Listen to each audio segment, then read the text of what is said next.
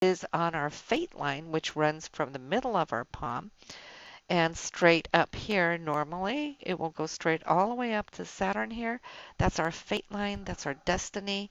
It shows our challenges, how we get from here to there, how do we obtain our goals. uh, do we go straight there, or do we deviate at certain points in our life? Well, then you'll see little branches showing, taking a little detour here, taking a little detour there. So but for people who go the straight path from say childhood, teenage, and into their adult lives, they'll have a very straight fate line, line of destiny. And for those of you who have been moving and traveling and whatnot, starting again, changing jobs, changing directions of jobs or career, you'll see um, little branches go off. Okay, new starts and whatnot. And the time scale is what we want to see is 0 degrees is here, going down around the lifeline. Midpoint there is around 35 years old. Okay? And then we'll be around 70 when we come down to here. If we have a long life, well, it will continue around the edge. Ooh, getting here, gotta go the opposite way. Sorry about that. Then sure, from 70 onwards, it's looping around our thumb. So midpoint 35, and then you can just divide those sections in, from childhood, 5 years, 10 years, 15, 20, 25, or 50, 55. You can find that. Same thing from your uh, fate line, your destiny line. Starts 0 here, goes up. Now 35 is right on your headline. Always very easy to find. And then 50 on your heart line. So then you can chop up the distances here and you'll find out exactly. Um, Try to go back and think how old you were when you moved out of your parents' home, when you went out onto your own adult path, so to speak. You'll probably find here there's a little branch going off to the right or the left. That's the change you made in your life when you became independent, so to speak, right there.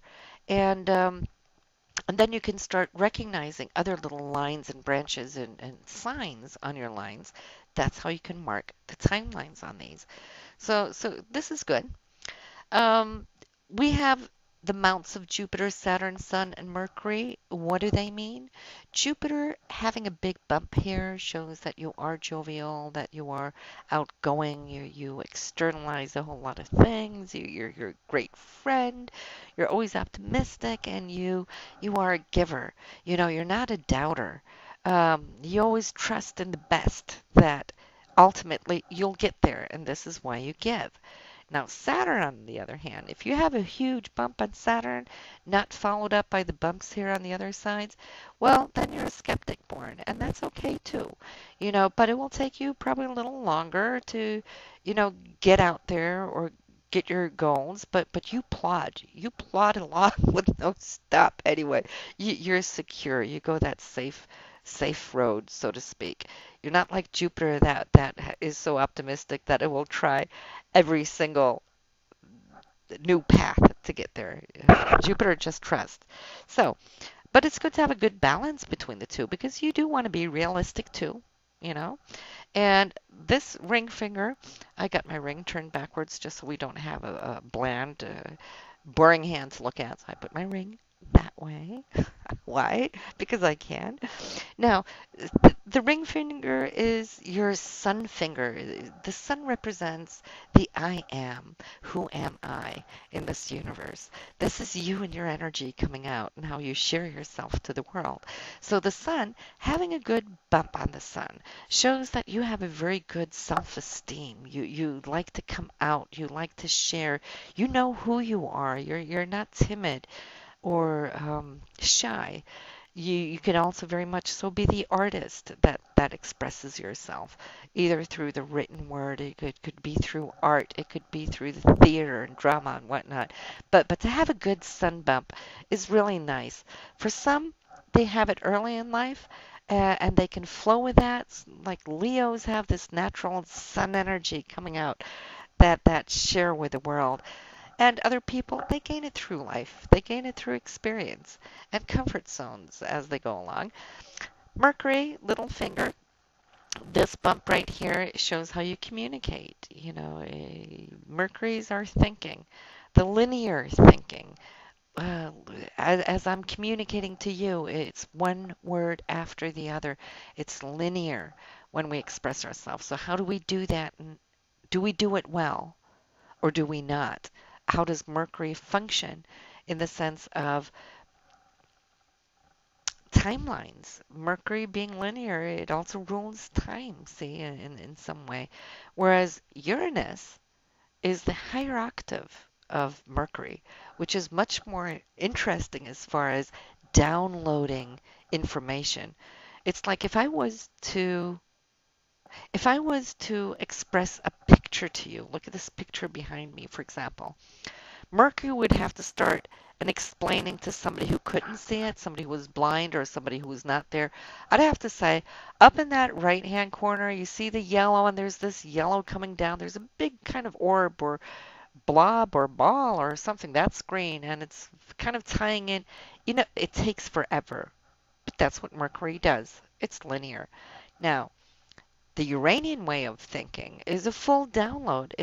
That's why they have the expression, uh, a picture is like 1,000 words. You see it all at once. It's multidimensional. I love the way Uranus can actually transmit and give onto somebody else in a flash.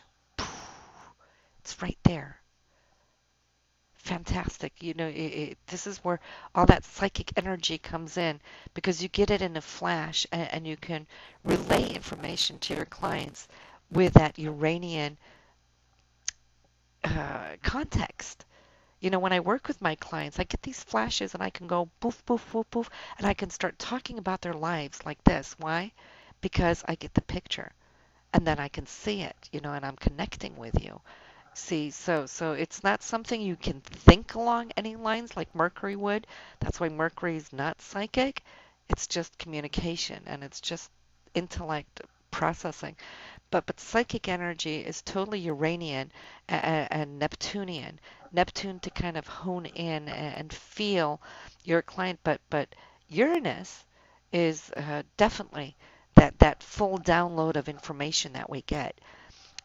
Uranus you'll find down here with Neptune, by the way. You got Neptune down here. You can see if there's any signs, if you got circles, squares, or triangles or whatnot. Same thing here with Uranus, which is that multi-dimensional communication skill or gift that we have. Also, the psychic cross, you'll find it between your headline and your heart line. If you're psychic, you have that cross. It's connecting the heart and the mind together. When they work together, we're not just intellectualizing or just emoting, but we're actually communicating. That's what that psychic energy pulls in. See it in our hands. And then, of course, for relationships, marriages, or whatnot, this is where you'll see by the end of the heart line here, on the outer edge, you'll see small lines, one for each marriage or very deep, long-lasting relationship that has influenced you or will be coming to influence you because you can look ahead in time too. If somebody else is going to be coming into your life and affecting you.